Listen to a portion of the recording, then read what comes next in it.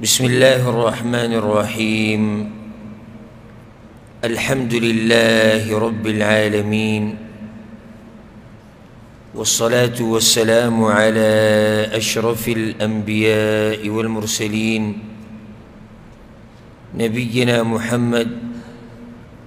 وعلى آله وصحبه أجمعين. أما بعد، د امام بخاری رحمه الله په دغه مشهور کتاب کې چې هغه مشهور دی په صحیح بخاری باندې،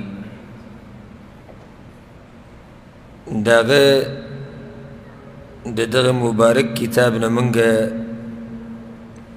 د کتاب الرقاق په باره کې خبره کوله. امام بخاری په هغې کې یو کتاب راوړی چې هغې له عنوان ورکړی کتاب الرقاق. دا کتاب په بیان د هغه خبرو کې دی چې زړه ورسره نرمیږي. دا معنی د کتاب الرقاق، هغه خبرې چې په هغې سره زړه نرمیږي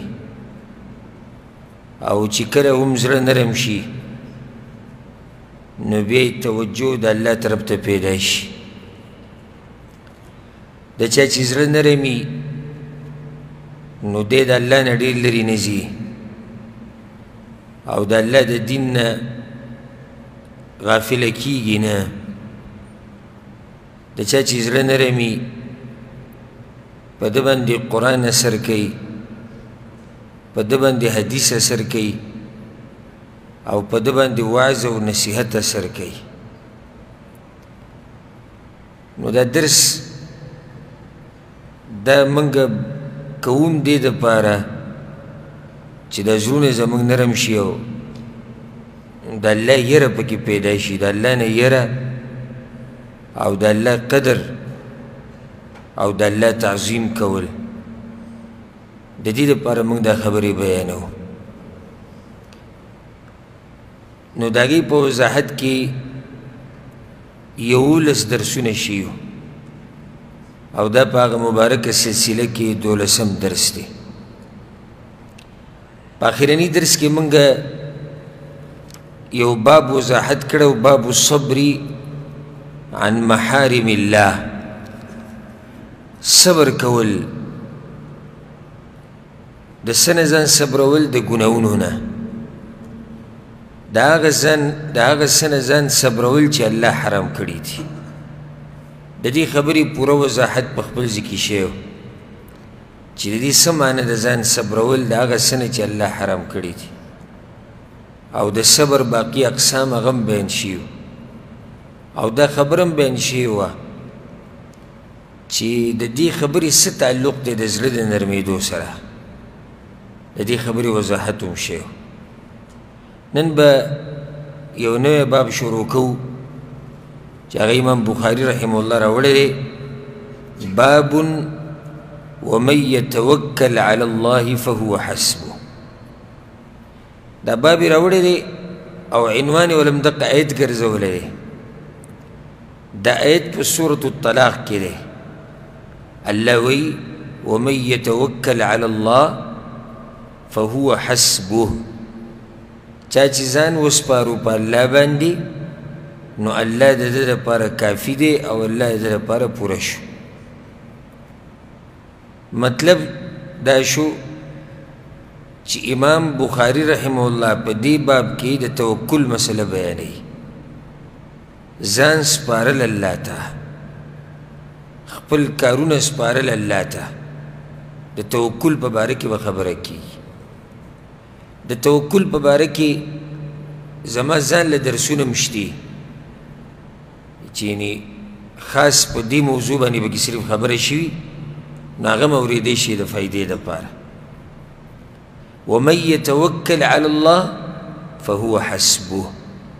الله به د ده دپاره پوره شي. به امام بخاري د یو مشهور تابعي قول راوړی دی، الربیع ابن خثیم رحمه الله، وی هغه وی چې من کل ما ضاق علی الناس. څه مطلب دی چې الله به د ده دپاره پوره شي او الله به د ده دپاره کافي شي. وی په هر هغه څه کې به الله د ده دپاره کافي شي کوم څه چې په خلکو باندې تنګ شوي دي. یعنی هر مصیبت کې به الله د لپاره کافي شي، په هر سخت کې به الله د لپاره پوره شي، په هر غم کې الله به د ملګری، په هر ځای کې به الله یو لار جوړوي د لپاره چې دی د دې غم نه وځي، دی د دې مصیبت نه وځي، دی د دې تکلیف نه وځي. دا معنی شو. د دې نه مخکې چې دا حدیث و، یو حدیث یې راوړی په دې باب کې. دا خبره یاده که په الله باندې توکل کول او الله ته ځان سپارل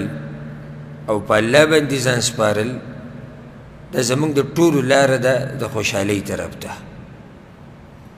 که څوک هم په دنیا کې خوشحالي غواړي او د چین او د سکون ژوند غواړي نو ځان دې وسپاري الله ته او خپل کارونه دې الله ته حواله کړي. همدغه معنی ده د توکل. سپیکر یې بند دي.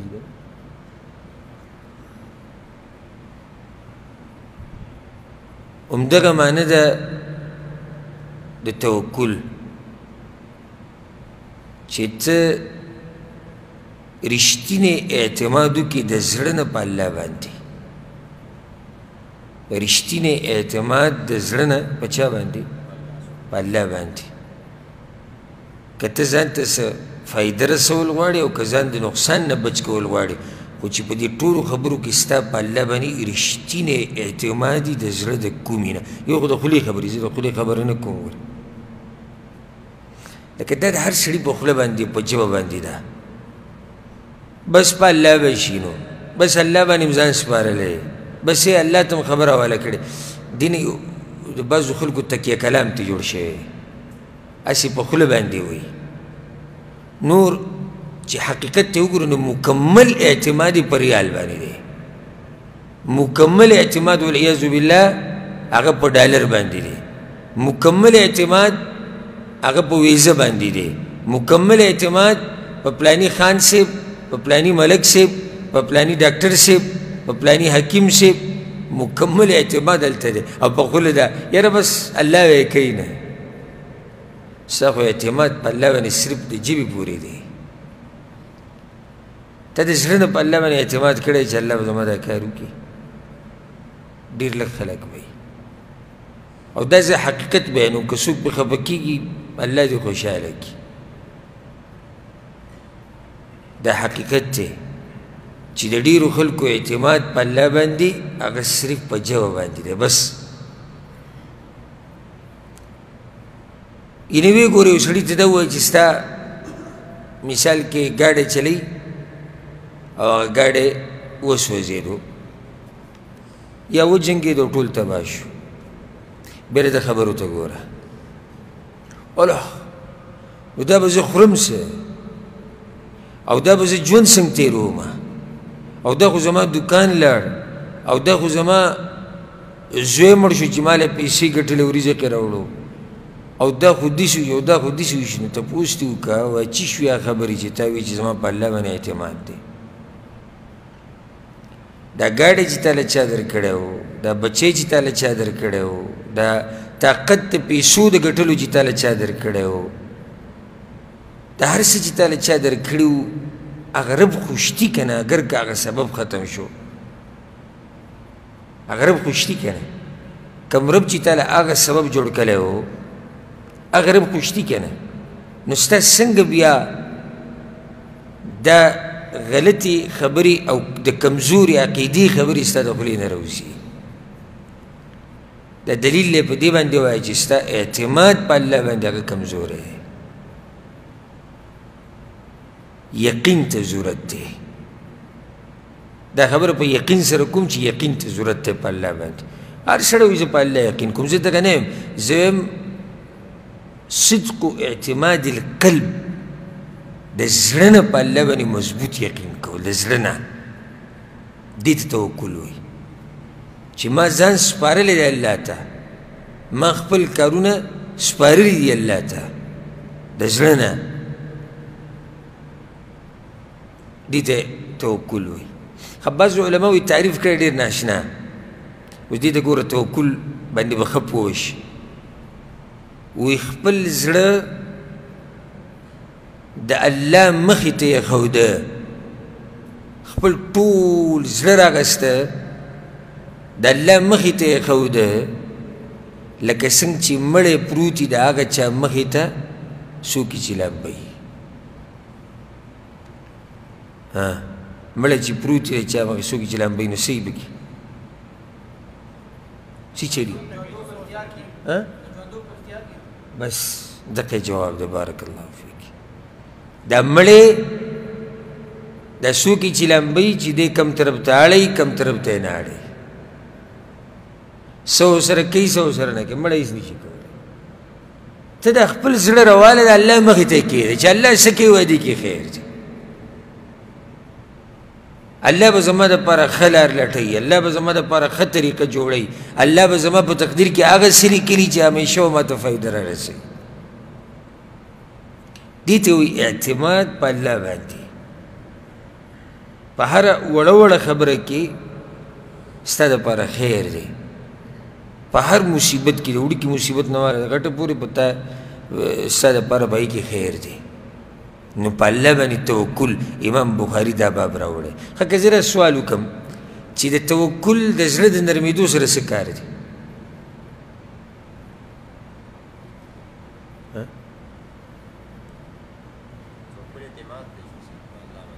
نو څه او پوه شو چې د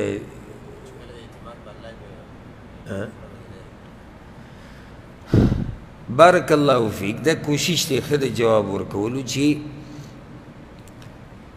یو سړی چې په الله باندې اعتماد کوي یو سړی چې په الله باندې اعتماد کوي د زړه نه او الله ته خپل هر څه سپاري دا سړی دی به الله پیژني که نه پیژني پیژني ځکه خو به دا مضبوط یقین دی که او د چا په زړه کې چې د الله معرفت یي او د رب العالمین سره رابطه یي د هغه زړه نرمېږي سخي سخي که نه رامي دا زه منم نه چې د یو سړي د زړه سخي او غافل او دی په الله باندې دی په الله باندې په صحیح معنو سره توکل وکړي دا زه نه منم څه درجې پوره جدا خبره زه هغه اعتماد بیانوم چې اعتماد په الله باندې د زړه د کومې نه دا کیدی نه شي چې زړه دې غافل او زړه دې سخي او زړه دې د الله د دین او د قرآن او د حدیث نه غافل او د دیندارۍ نه لرې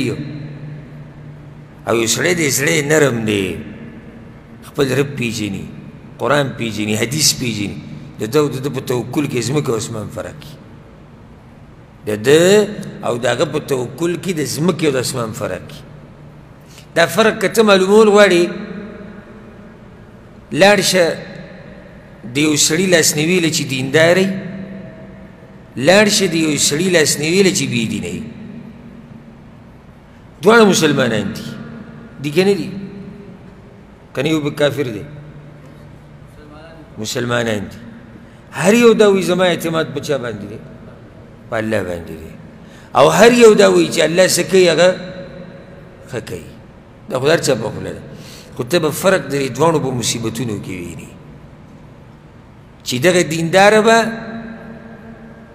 لږ وخت وروسته ووایي به د الله شکر دی او څه وخت وروسته د الله شکر دی په دې کې خیر بس د الله فیصلې دي موږ پرې راضي یو چې الله راضي دی موږ پرې راضي یو الله دې زموږ نه راضي شي دا خبرې به زه نه اوري نه به جزفزی نه به چغي نه به چوغاري نه به د جاهلیت خبرې نه به د جاهلیت رسمونه او رواجونه بل طرف ته چې هغه مسلمان دی خو دینداره نه دی په دین کې کمزوری د ده په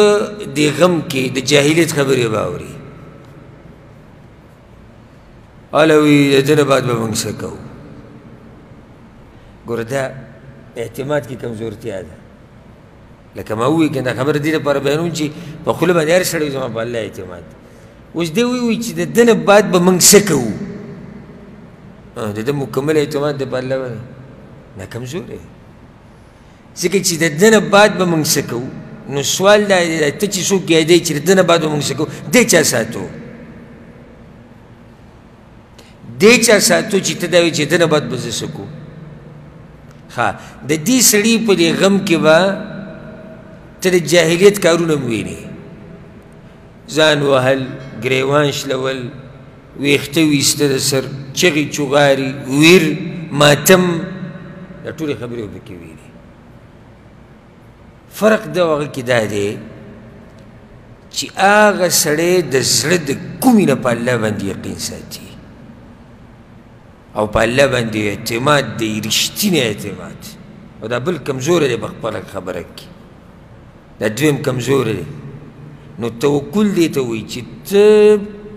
خپل هر څه راولې او الله ته وسپاري چې بس الله به زما کارسازي الله به زما دا کار زما دپاره روان کړي الله به دا لار ماته اسانوي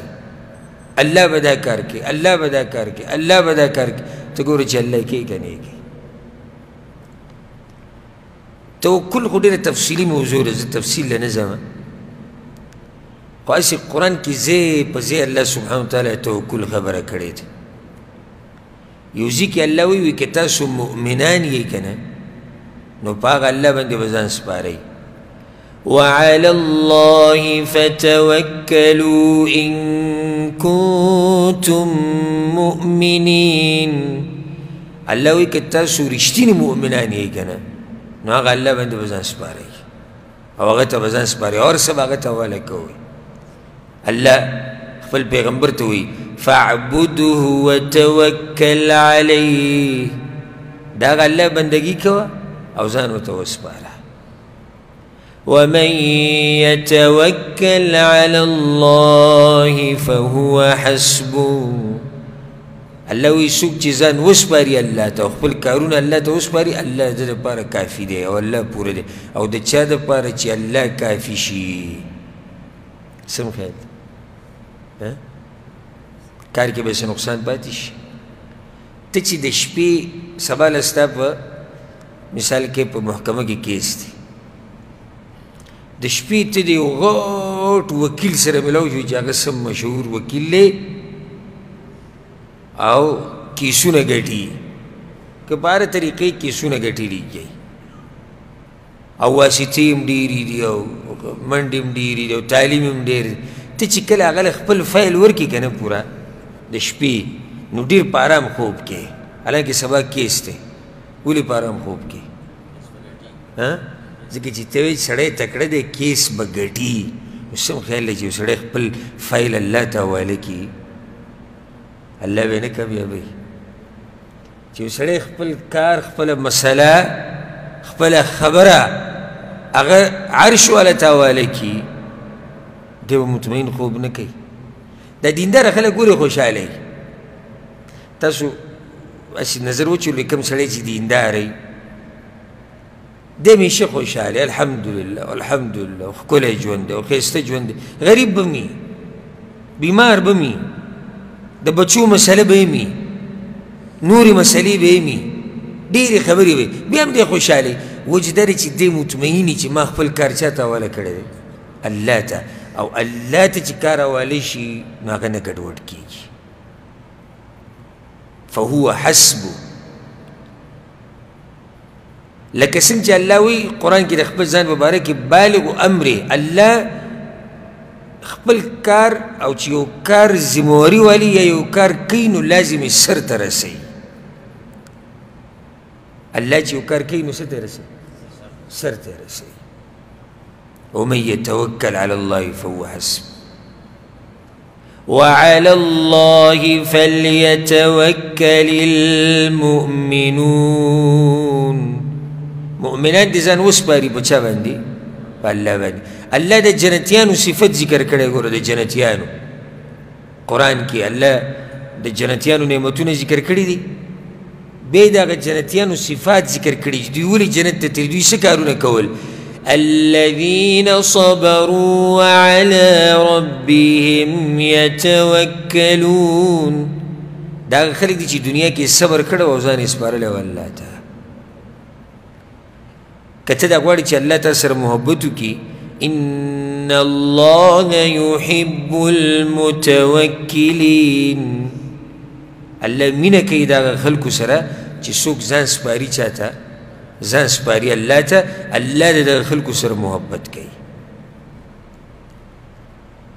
یو آیت ډېر ناشنا آیت د انسان ایمان ورسره ډېر زیات شي الله پیغمبر ته وایي ځان وسپاره چا ته وتوکل علی الحی الذي لا يموت ځان وسپاره هغه رب ته چې هغه ژوندی دی مرګ پرې نه راځي دا څومره جوړ آیت دی ته که دا وایې چې زما د باچا صاحب سره ملګرتیا ده باچا صاحب هم مري دا وزیر اعظم دی مري دا صدر دی مري دا تاندار دی مري دا پوجي دی مري دا خان صاحب دا به مړ کېږي دا ملک صاحب دی به مړ کېږي دا ډاکټر دی به هم ختمېږي دا انجینیر دی به هم ځي د دنیا نه په دې ټولو باندې به مرګ راځي په دې ټولو بیماریانې راځي په دې ټولو باندې خوب راځي دا ټول ستړي کېږي دا ټولو نه یېرېږي نو بیا هغه رب سره رابطه جوړه که وتوکل علی الحی الذي لا يموت هغه الله ته خپل کارونه وسپارئ چې هغه باندې مرګ نه راځي دا یېره به دې نه وي اوس هسې یو مثال درته ذکر کړم خبره به ډېره ښکلې واضح شي یو سړی دی غریب دی او یو مالدار سړی دی هغه دا خبره کړې ده چې زه به د ده کفالت والم ښه سړی دی دیندار سړی دی مالدار دی او دی ووایي چې د دې غریب چې څومره خرچه ده هره میاشت به زه ورکوم ښه د دې غریب پوره اعتماد په الله باندې نشته یعنې کمزوری دی داسې به ووایي چې کمزوری دی نو د ده په زړه په دې ګوټ کې دا خبره پرته ده یو ځای کې که دا سړی مړ شي نو بیا به څه کېږي دا خبره به لازم د زړه کې ګوټ کې پرته وي که دا مالداره سړی مړ شي نو بیا به زما کفالت څوک کوي ګوره دا مالداره مړ کېږي ځکه د په زړه کې دا خبره ده دا دینداره سړی دا صدقې چې کوي دا کفالت چې کوي د غریبانانو دی مړ کېږي ځکه دا غریب لږ په یېره کې دی نو بیا راشه واوره وتوکل علی الحی الذي لا يموت ځان وسپاره هغه رب ته خپل کارونه وسپاره هغه رب ته چې دغه مالدار له طاقت ورکړی دی چې تا سره مرسته کوي چې کله په دغه رب د اعتماد و دې غریب ته وایه دا یو چې مړ شو دا ته له چا مسخر کړی الله په الله اعتماد ساته دا یو ختم شو بل دله پیدا کوي الله به بله لار راوباسي ته ولې وایه ګډوډ شو ګډوډ دی په دې شو چې د اعتماد په الله باندې کمزوره او ګوره مخلوق ته وی کېدی شي مړ شي بیا به زه څه کوم او کېدی شي غریب شي بیا به زه څه کوم نه هغه رب باندې هر څه وسپاره او هغه ته حواله کړه هېڅ هم نه کېږي ګوره الله څه وایي په بل ځای کې وتوکل علی العزیز الرحیم او ځان وسپاره زورور او مهربان ذات ته ولې الله دا دوه نومونه وویل عزیز الرحیم مهربان او زورور تا ته دا وایي ګوره وی ای زما بنده الله وایي که ما ته دې خپل هر څه حواله کړو که نه او په ما دې ځان وسپارو نو زه ګوره زورور یم هر یو کار دله کولی شم او زه ګوره مهربان یم داسې څه به نه کوم چې تا له به نقصان درکوي که الله ته دې ځان حواله کړو نو الله زورور دی داسې زور نشته چې د الله د زور مخې ته ودرېږي او دا کم زور چې په دنیا کې د چا سره دی دا زور هم هغه زورور ذات ورکړی الله وایي ما ته ځان وسپاره نو بیا به دې په خبرو کې مسلو کې ګرانه مسله نه وي اوس مخلوق پسې چې لاړ شي بعض مسلې اسانې دي او بعض څه دي ګرانې دي ته یو کس پسې ورشي یو اداره کې د ملګری او خپله مسله ورته بیان کړي زما دوه مسلې دي یو دا دی یو دا هغوی دا یو بدله وکړم خو دا بله موږ ته لږه ګرانه ده دغه زموږ د وس نه بهر ده رب العالمین هغه رب دی چې داسې مسله نشته چې د هغه د طاقت نه بهر ده داسې مسله نشته چې هغه رب پې قادر نه دی بل دا چې مهربانه دی یو کار ته غواړي خو تا ته دا پته نشته چې په دې کې زما نقصان دی هغه مهربانه یا ته پته چې په دې کې نقصان دی هغه کار دله نه کوي لکه موږ ته خو دا پته نشته چې مستقبل کې کم شی موږ له نقصان راکړي. اوس یو سړی دی دا وایي یا الله ما سم مالداره کا. دا دعا خو د ډېرو خلکو په خوله ده. یو غټه بنګله، ډېرې ښځې، ښکلی موټر، یا الله سم مالداره کا. خو هغه رب ته پته دی چې دی مالداره شي بیا بېدینه کېږي، مال وله نه ورکوي. اوس وګوره ته نه پوه، په ځان ته نه پوه. یو شر تا ته پکې خیر ښکاري، خو هغه خیر چې تا ته ښکاري هغه خیر دی، بلکې شر تا ته پروت دی. نو هغه الله مهربانو بادشاه دی، هغه الله حکیم دی، په خپل کارونو کې په هر کار کې حکمت دی. نو هغه کار هغه مال دله نه ورکوي. یو سړی د بچي نشته، په مخه دا وایي الله بچي راکړه، او الله ته پته لري چې که زه دله بچي ورکړم د ده په بچو کې خیر نشته. د ده بچي که زه وله ورکړم نو دی به ډېر وزورېږي، دی به ډېر ستړی شي، هغه بچي وله الله نه ورکوي. ګوره الله بې پوه ده، خو ده خو نه پوه. والله يعلم وانتم لا تعلمون. الله د قرآن په بل ځای کې وایي وتوکل علی الله وکفى بالله وکیلا. ځان وسپاره الله ته، الله پوره دی چې ستا کارساز دی او ستا وکیل شي. چې الله ستا کارساز شو او ستا کار برابروي نو بس ته الله پوره دی. ځکه چې هغه په هر څه باندې پوهه دی.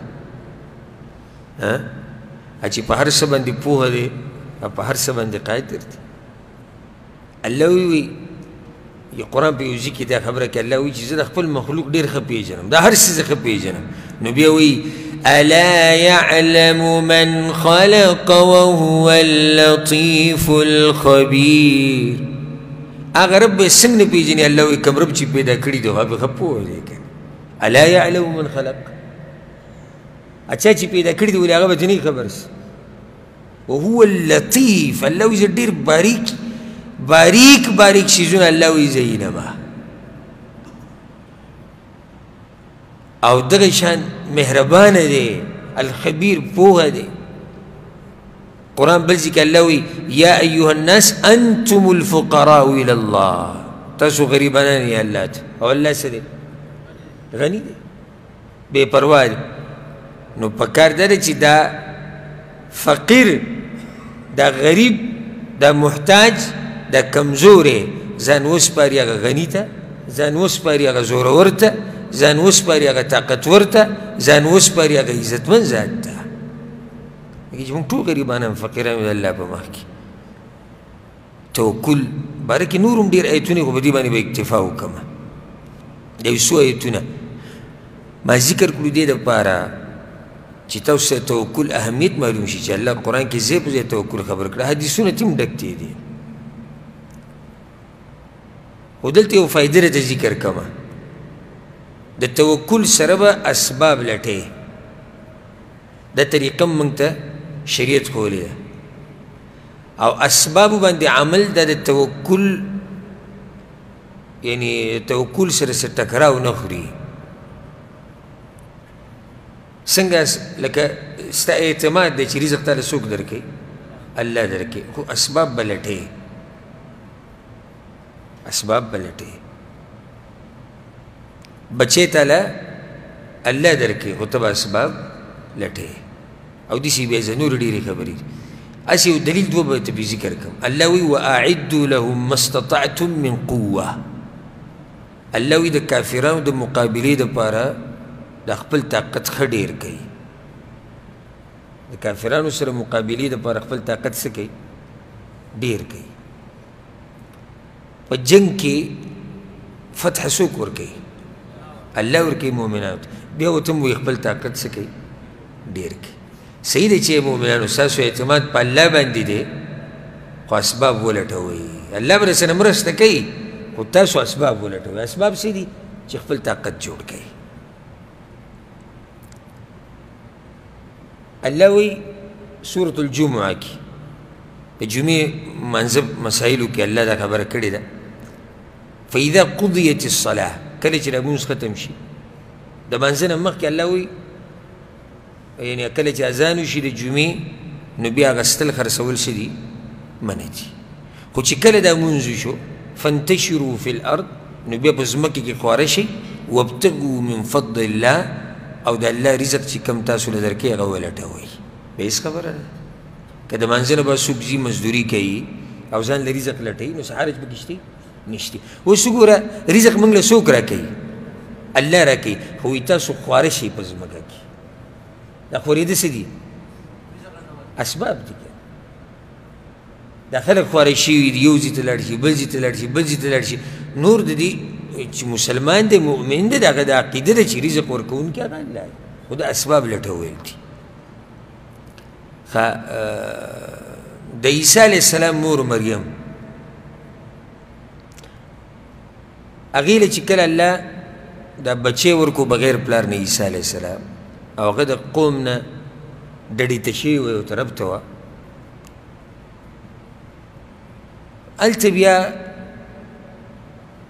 هغې ته دا امر وشو د الله د طرف نه وهزي الیک بجذع النخله تساقط علیک رطبا جنیه.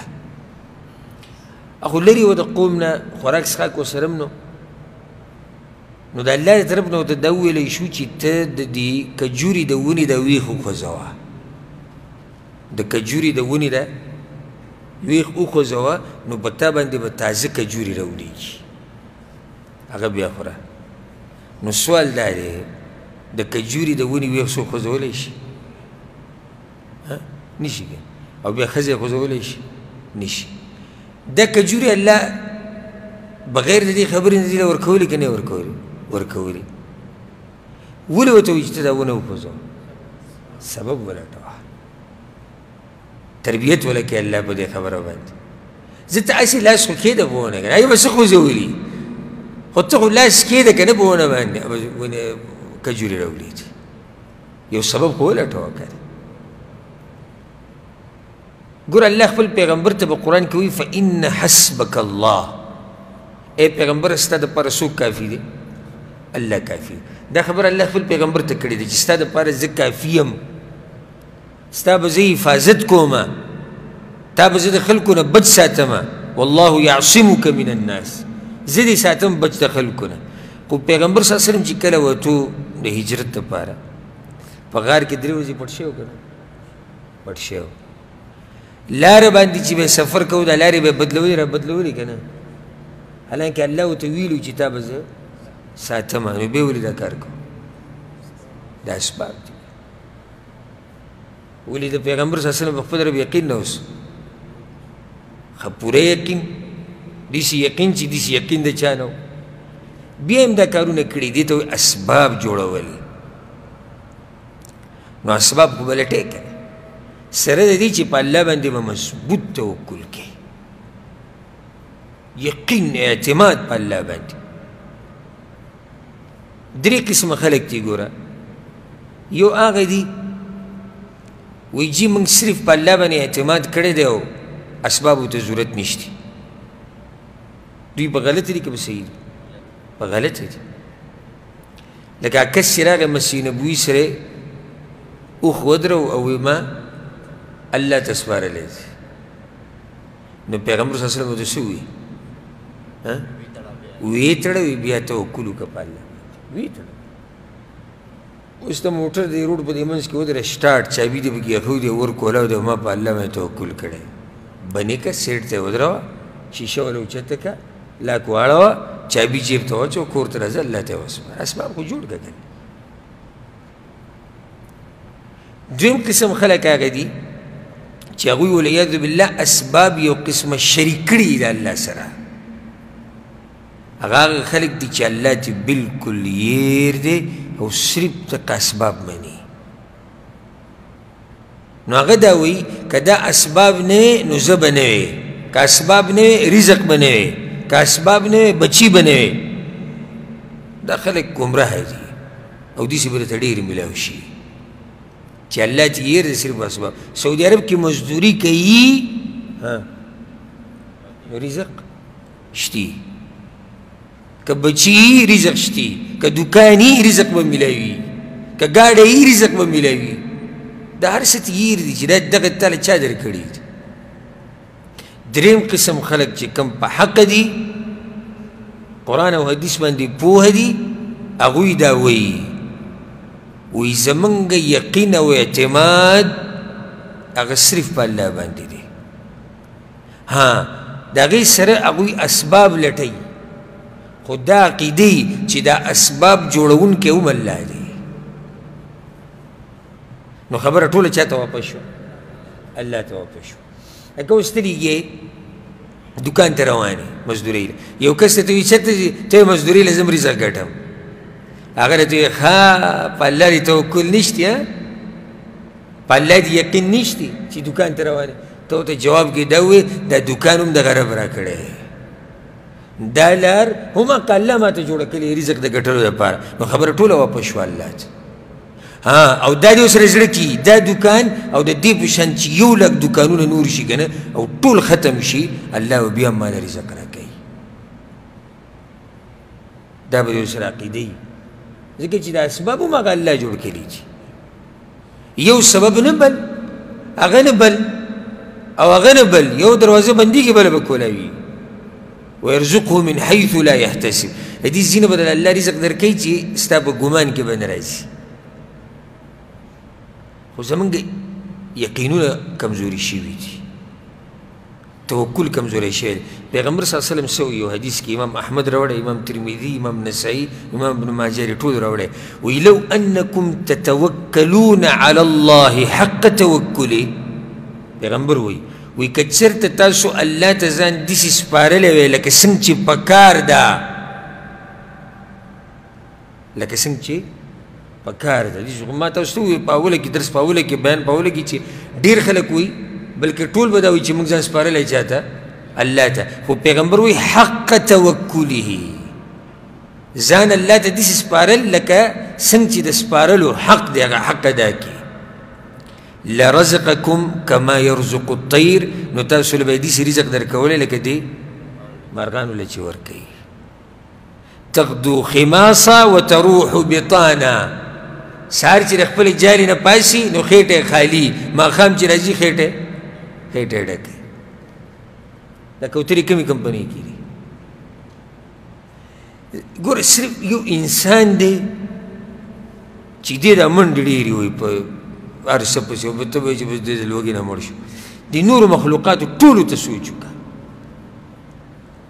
ټولو ته سوچ وکړه بله ورځ دې هفته کې مې 2-3 ورځې مخکې سهار داسې 9:30 بجې وې زه په یو طرف باندې تېرېدم پیاده هغه ځای داسې شړ میدان و او سمه ګرمي وه او یو سړی لګیا دی ټپکې راوړي دي او هغه ډکوي او وچې ډوډۍ راوړي دي او وریجې او غنم او یو شی دا دې کوترو ته وراچوي په دې غرمو کې لګیا دی ګوره الله چې چاله توفیق ورکړي د نیک عمل هغې په هره طریقه کې نو ښه او دا کوترو ته هم دغه ځای معلوم دی چې دا سړی کله راغی نو کوترې ټولې سیټ ته شوې بلکل اخوا وي او دی لګیا دا کار کوي چې دا هر څه وکړي لاړ هغوی بیا راوي دا رزق دوی له څوک ورکوي دا سړی چا مسخر کړی چې دی دلته راځي په دې ګرمۍ کې دوی ته اوبه وراچوي دوی ته خوراک ږدي دوی ته دانې ږدي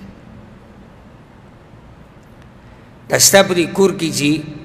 غوا ده یا میخه ده یا بیزې ګړي دي دوی څه کار کوي څه مزدوري کوي ته ول الله مسخر کړی ته ول راوړي دغه یو انسان دی چې بس دی غریب ډېر ګډوډ شوی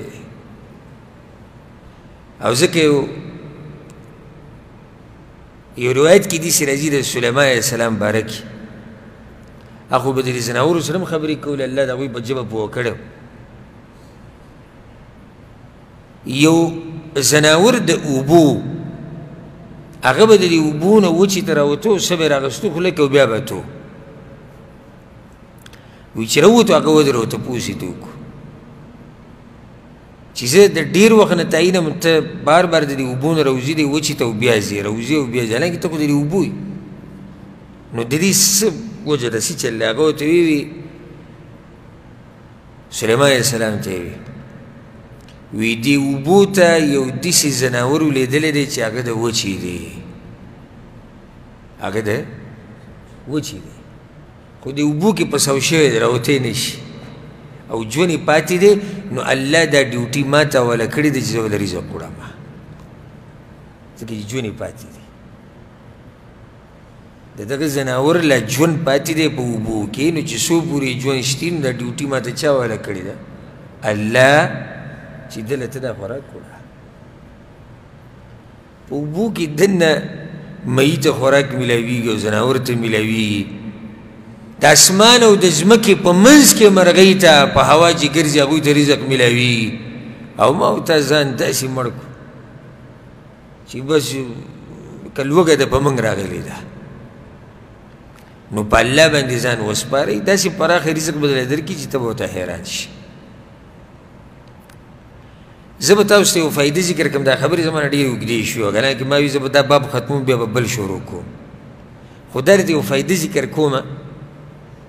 او که دا فایده یوازې تاسو ځان سره ویوړه نو ژوند به ټول خوشحاله انشاءالله عامر ابن قیس رحمه الله هغه به دا خبره کوله وي 3 ایتونه دي په قرآن کې 3 ایتونه په قرآن کې دي چې کله زه دا ایتونه ولولم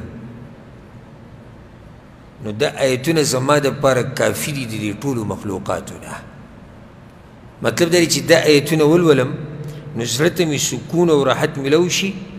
او په الله مې یقین او اعتماد پیدا شي او د مخلوق نه بیزاره شم 3 ایتونه دي 3 ایتونه یو دا دی ګوره د ایتونو ته غوږ کېږده هغوی به په قرآن کې سوچ کوو دا زموږ په شان قرآنونه به هغوی نه وي چې سړی قرآن ولې اخبار په شان یې ورته ګوري او پاڼه اړوي او بیا ښکل کړي او بری کېږي قرآن باندې مونږ پوهېږو نو څه به ترې فایدې راوباسو اولنی آیت دا دی وَإِن يَمْسَسْكَ اللَّهُ بِضُرٍّ فَلَا كَاشِفَ لَهُ إِلَّا هُوَ وَإِن يُرِدْكَ بِخَيْرٍ فَلَا رَادَّ لِفَضْلِهِ کچرته الله در ورسوي تا ته څه نقصان نو نشي لرې کولی دا نقصان مګر هغه الله او که الله ستا دپاره د خیر اراده وکړي نو داسې څوک نشته چې دغه خیر تا نه بند کړي د ایتونو ته صرف ګوره بس دا اولنی آیت مطمئن اوسه چې الله څه درکوي څوک یې نشي بندولی او چې الله د باندې تکلیف راوستو نو څوک یې د هغه نه علاوه نشي لرې کولی نو رابطه هم د هغه سره ساته د عامر بن قیس چې وایي زما د مخلوق نه یعنې ځان ته بیزاره کم د دې خبرو د لاسه هغه بیزاره چې مخلوق په لاس کې څه شتي نه مخلوق زما نه مصیبت نشي لرې کولی او مخلوق مال نقصان هم نشي راکولی چې څو پورې الله نه یې غوښتلی اولنی آیت دویم آیت هغه دا وي ما يفتح الله للناس من رحمة فلا ممسك لها وما يمسك فلا مرسل له من بعده وده آیت دویم دا آیت دی الله وی زه چې د چا دپاره رحمت غواړم او رحمت پرې راورومه نو داسې څوک نشته چې زما دا رحمت د دې بنده نه بند کړي داسې طاقت ته چا نشته او وی چې د چا نه خپل رحمت بند کړمه نو داسې زورور څوک نشته چې زما دا رحمت په دغه بنده بیا رانازل کړي مخلوق په لاس کې څه دي هېڅوک نشته ښه درېیم آیت واوره وما من دابة في الأرض إلا على الله رزقها ويعلم مستقرها ومستودعها كل في كتاب مبين الله وی په دې ځمکه باندې هر زنده سری دا به زنده سری ته یعنی هر څوک چې په دې ځمکه باندې دی که انسان دی که حیوان هر څوک چې د دې ټولو رزق په الله باندې دی ویعلم مستقرها ومستودعها الله وی د هر مخلوق د اوسېدو ځای راته معلوم دی چې دی ژوندی نو کوم ځای کې به وي کوم ځای کې به نه وي او په کوم ځای کې به مري په کوم ځای کې به ښخېږي الله وایي دا راته پته ده کل فی کتاب مبین الله وایي دا ټولې خبرې په یو کې ښکاره کتاب کې لیکلی شوي دي نو عامر ابن قیس وایي چې ټولې خبرې په ښکاره کتاب کې لیکلی شوي دي نو غم داسې شي څه ناشنا درې ایتونه غوره کړي دي وایي دا درې ایتونه چې زه لولمه نو مخلوق نه ځان مې بېزاره کړی دی چې مخلوق به څه وکړي نقصان ماله نشي راکولی چې څو پورې الله نه یې غوښتلی فایده ماله نشي راکولی چې څو پورې الله نه یې غوښتلی رزق زما د الله په لاس کې دی هر څه الله په تقدیر کې لیکلی دي نو بیا مطمئن ژوند تېروه ښه په سکون ژوند تېروه امام بخاري په دې باب کې یو حدیث راوړی دی خو څه خوندور حدیث یې راوړی دی هغه حدیث یې دا راوړی دی حسین ابن عبدالرحمن وی زه د سعید ابن جبیر سره ناست وم هغه وی دا خبره وکړه چې ما د عبدالله ابن عباس نه دا خبره اورېدلې ده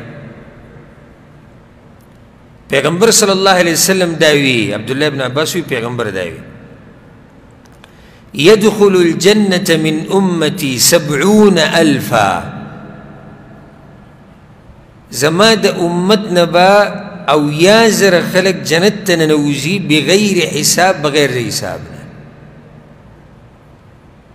تفصیلی حدیث دا حدیث کو امام بخاری راوړی امام مسلم راوړی نور کتابونو کې مشتي په نور روایتونو کې داسې تفصیل دی چې پیغمبر صلی الله علیه وسلم دا خبره وکړه چې ما ته وښوی شوه دا خبره یو پیغمبر به د قیامت په ورځ راشي لس کسان به ورسره وي په دې دومره دعوت کې به ورسره چې څومره خلکو خبره مني لس او بعض به راشي د هغه سره به سړی دوه سړي والنبي وليس معه احد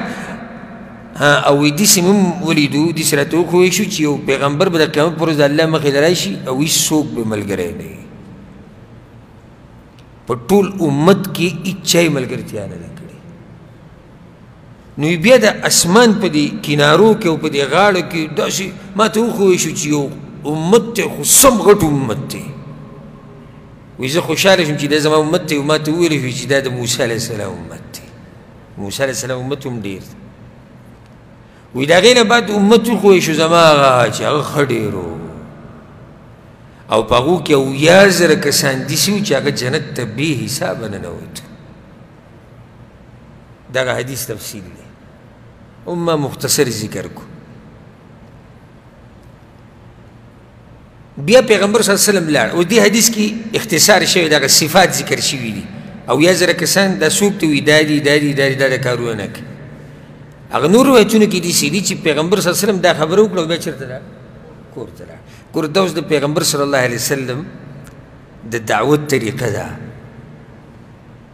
څومره ناشنا خبره وکړه اویا زره کسان زما د امت بغیر د حسابه او د عذابه به جنت ته ځي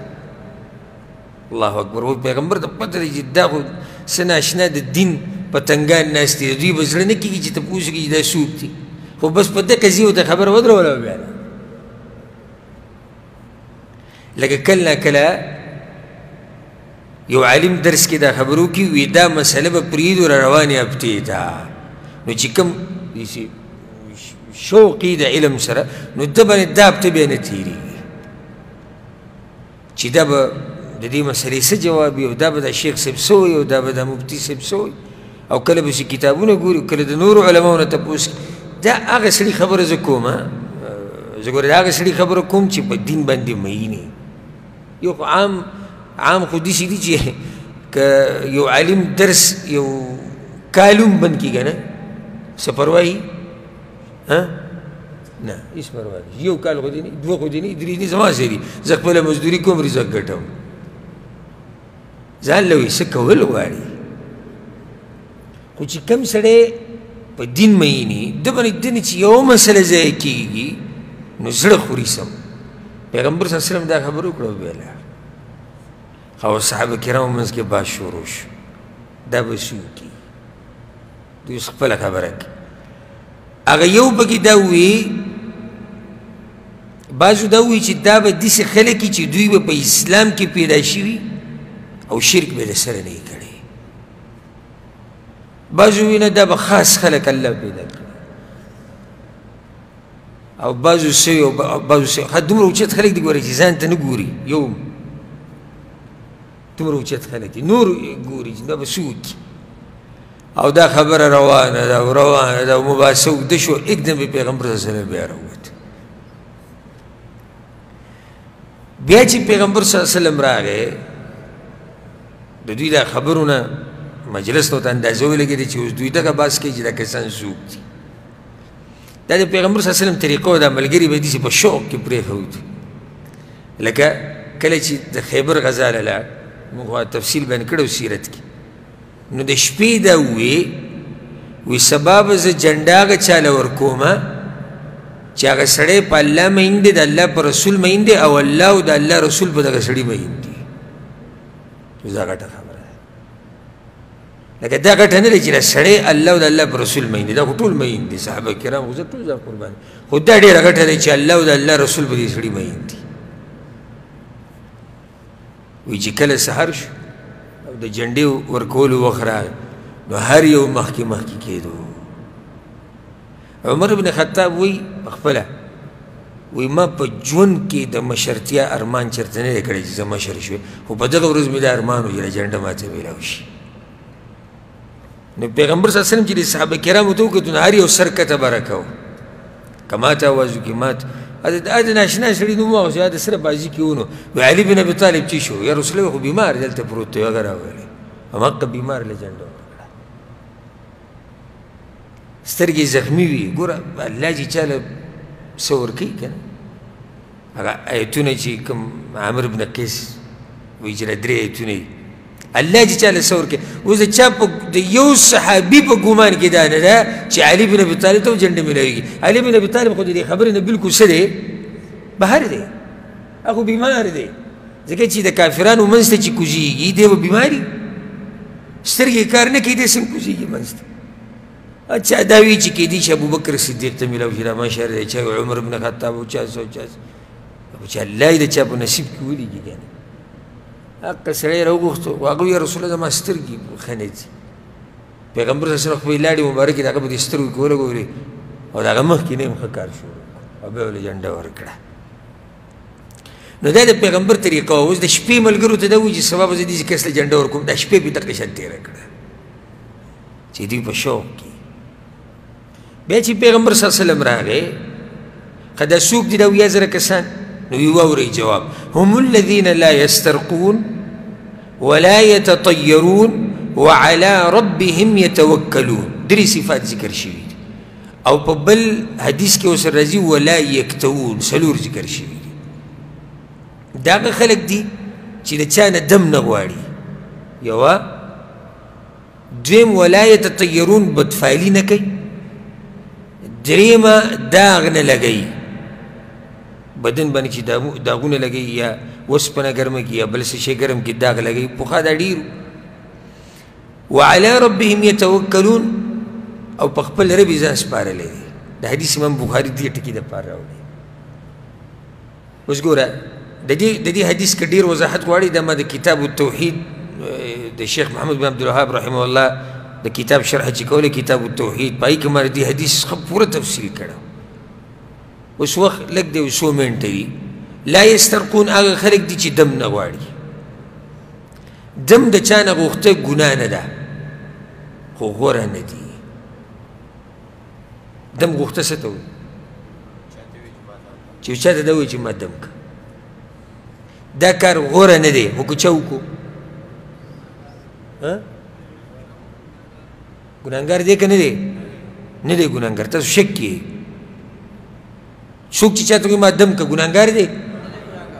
نه دی ګناهګار خو اوچت کار یې ونه کړو ښه دویم که څوک راشي او په تا باندې ځان نه دم واچوي لکه اوس ته دیره کې پروت دی کمره کې پروت دی بیمار یې ملګری د خوا نه څنګه لکه بس یاره بیمار او هغه د باندې دم شروع د دم غوښتلی نه یې ده غوښتلی نو دا په دغه کې نه راځي. دویم بدپالي نه کوي. بدپالي یعنی چې ته څه شي ته وګورې چې د دې د لاسه به دا کېږي او دې د لاسه لکه په دې باندې هم خبرې توحید په کتاب کې شوي وي ښه تفصیلي. وایي د فلاني دا مخې مې ولید هغه سپېره و ځکه اوس وایي دوکان ته ګراک نه راځي. اولنې وایي سحر کې چې د چا له قرض ورکړو دوکان کې نو ټوله ورځ ګډه وړې دا بدپالي ده. وایي زه روان وم یو ځای ته تور سپی مې مخې له راغی اوس نه ځم هلته. ولې؟ وایي تور سپی راغی مخې ته د کارغه په اواز باندې د ځان له عقیده ده سپی چې وغاپي نو وایي څه کېدو واله دي او داسې نورې خبرې. نو دا د دې خلکو شان نه دی ځکه چې هر څه د الله په لاس کې دي. د سپي غپا به صحیح، د کارغه اواز به صحیح، او د پلاني سپېر مخ به صحیح، او قرض اخیسته به صحیح. هر څه چې الله لیکلي دي هغه به کېږي. دریم ولا یکتوون داغ نه لګوي د علاج دپاره. حالانکې داغ لګول ګناه نه ده. ثابت دي حدیثونه دا خبرې ثابتې دي چې داغ لګول ګناه نه ده خو ښه کار نه دی.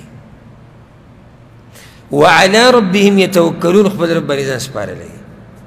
چې تاسو ته یو غټه فایده ذکر کړم دا درې کارونه چې دوی نه کوي دا هم د دې د لاسه نه کوي چې په خپل رب ځان سپارلی. لکه دا پکې بله فایده وایه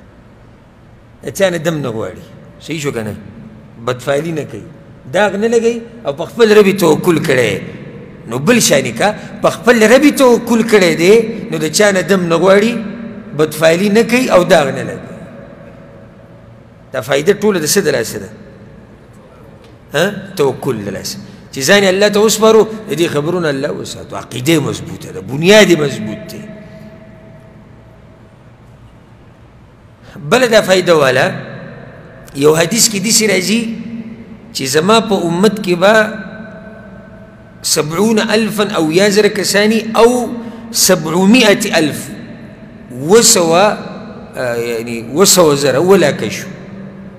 ولاکه. نو یو حدیث کې دی یو حدیث کې ولاکه تذکیره شوه. ښه یو حدیث کې داسې راځي د الله رحمت خو پراخه دی. امام ترمذي دا حدیث راوړی، امام احمد هم راوړی. مع كل 1000 70,000 دا هرو زرو سره به اویا زره نوري یعنی اویا زره دي. ابتدایي عدد شو دی؟ اویا زره. په اویا زرو کې بیا د هرو زرو سره اویا زره نور دي. نو دې سره امید پیدا شي د انسان. ښه یو حدیث کې داسې هم راځي چې د هرو زرو سره اویا زره دي او بیا 3 چونګه خلک د الله د طرف نه دا به جنت ته ځي. 3 چونګه به د الله د طرف ته دي پکې. ښه بل حدیث کې داسې راځي، امام احمد راوړی، وایي چې کله ما ته دا خبره وشوه فاستزدتو، ما خپل رب ته وایي چې یالله زیات که دا کسان لکه اویا زره خو لږ دي، یالله زیات که. فزادني مع كل 1000 70,000 وی الله وایي چې زیات مې کړو د هرو زرو سره به اویا زره ځي. د هرو زرو سره به اویا زره ځي. بیا به وروسته تاسو حساب کوئ چې اویا زره دي او هر زر سره اویا زره شي دا څومره لوی مخلوق دی. دا به بې حسابه او بې عذابه جنت ته ځي. د دې د لاسه څه د لاسه؟ چې الله باندې ځان سپارلی دی. اعتماد یې په الله باندې مضبوط اعتماد دی. ځکه خو الله بې حسابه جنت ته بوځي، ځکه خو الله بې عذابه جنت ته نه باسي. او دا یو فایده مې ذهن ته راغله. هسې نونیت ابن القیم رحمه الله د امام ابن القیم هغه قصیده نونیه هغه موږ شرحه کړې وه. جنت اوصاف د جنت د دروازو باره کې موږ خبره کړې وه چې د جنت څومره غټې دروازې دي. یو حدیث کې داسې راځي چې دا ولاکه کسان 700,000 یعنی 200,000 څو شي؟ ولاکه شي که. وایي دوی چې جنت ته ننوځي نو ټول به یو ځای ننوځي، اولنی او اخرنی به یو ځای ننوځي. نه څه مطلب شو فایده دې سره ووته د دروازې دومره غټې چې 7,00,000 کسان به په یو پیر ننوځي په یو ځای ننوځي دا نه چې هغه اولنی هغه مخکې دی بیا دویم دی بیا دریم دی بیا څلورم دی نه نه نه اولنی او اخرنی دوی به بلکل یو ځای ننوځي د جنت دومره غټې دروازې او لویه بدبخته دی هغه انسان چې په دې غټه دروازه باندې د ننوتو قسمت نه وي دا لوی بدبخته دی چې رب العالمین دومره غټې دروازې پیدا کړي دي او په دې غټو دروازو کې د قسمت ونه شي نو الله دې پکې زموږ نصیب وکړي په دې به اکتفا وکړو دقه یو باب وویلی شو نن او باقي چې کوم حدیثونه دي په دې کتاب کې کتاب الرقاق کې خو ډېر درسونه او بابونه دي او انشاءالله که الله ژوند راکړو پوره کوو به الله سبحانه وتعالی دې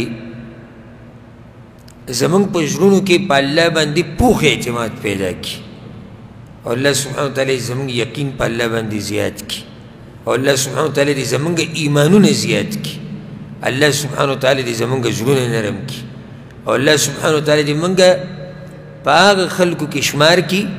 چې هغوی به جنت ته بې حساب او بې عذاب ننوځي هذا والله أعلم وصلى الله وسلم على نبينا محمد وعلى آله وصحبه أجمعين سبب إن شاء الله هغه درسي چې ټولو ملګرو ته انتظار دی که دلته دي که بهر دي په مخه زموږ نه به دا تپوس کېدو د سیرت درس به کلی او کلی نو انشاءالله سبا به د سیرت درسي حجة الوداع باره کې به خبرې کېږي رخصتي حج الوداعي حج چې پیغمبر صلی الله علیه وسلم کړی هغه څنګه کړی د هغې نه بعد څه شي بیا کله وفات شوی او څنګه وفات شوی د خبرې په سیرت کې پاتې دي هغه به انشاءالله سبا کوو الله سبحانه وتعالی دې موږ د خپل دین خادمان وګرځوي والله اعلم